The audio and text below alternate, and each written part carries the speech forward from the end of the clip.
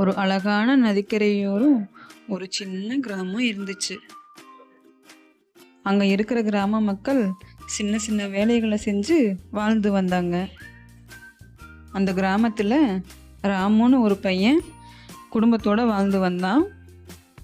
ராமு வீட்டில் அம்மா, தம்பி, ராமு 3 பேர் மட்டும்தான். அப்பா இறந்துட்டாரு. அதனால இவங்க சாப்பாட்டுக்கு ரொம்ப கஷ்டப்பட்டு வந்தாங்க. ராமு மாடி மேய்க்கிற வேலைக்கு போயிட்டு இருந்தான்.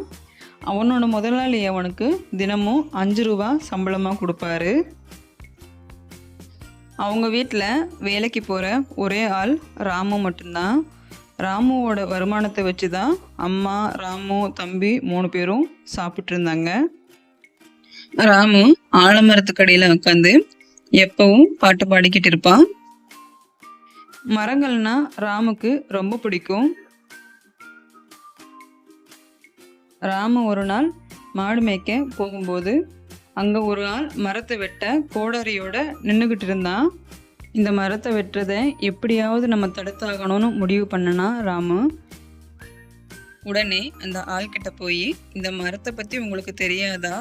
யாருமே உங்களுக்கு சொல்லலையா? இந்த மரம் ஒரு முனிவர்கிட்ட வரம் வாங்கியிருக்கு.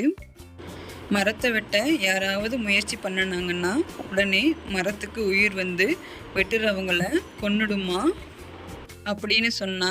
உடனே அந்த ஆளு அங்கிருந்து ஓடியே போயிட்டான். அவன் போனதும் நிஜமாவே மரத்துக்கு உயிர் வந்துச்சு. ராமுக்கு நன்றி சொல்லி ஒரு மேஜிக் பெல்லை அவனுக்கு கொடுத்துச்சு.